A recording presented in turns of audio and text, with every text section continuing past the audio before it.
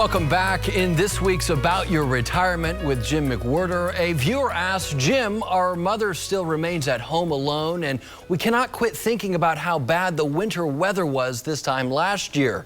Please remind us of precautions for her that you've mentioned in the past. Morning, Jim. Good morning. And yes, our viewer is exactly right. We've had some very trying times in the past year with severe weather and no electricity for over a week at a time, and for many people. And so very justified concerns. And, you know, we try to present these thoughts and suggestions at the beginning of each year just to remind our loved ones of the adult age generation, because we know, as I say this often, over half of our adult age generation remains at home alone. And so they need some extra assistance and reminders and all. And I think it's important for you to check some things out.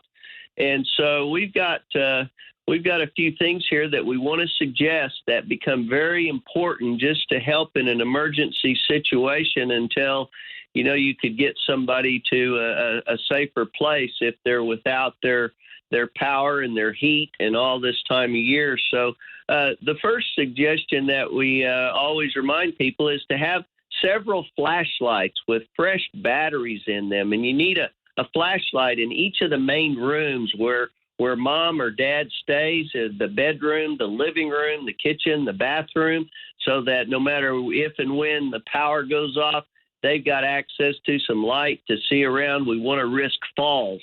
And so the cell phone needs to be pre-programmed with some emergency call numbers to family, to whoever, to access them to get some assistance. The next thing we always remind people is to stock up this time of year with plenty of food and water, and especially your pet's food and water, plenty of water for them. Buddy seems like he drinks 3 gallons a day, and so you want to make sure you have plenty of those. I recommend on the food to have, if it's canned foods, then easy open tops that you can get to quickly. If you live where there's a water well, where there's no electricity, you're not going to have water. So reminder of that. Medications, very important. Keep 30-day supplies each month for January, February, March, so that you don't miss any medications. Make sure you've got a good neighbor that you can have cell phone numbers to, that your family has access to if they can't get a hold of you. And smoke detectors, replace the batteries now in your smoke detectors, your carbon monoxide detector, and then you'll have a safer time that way. We love our parents and our grandparents, and so let's help take care of them.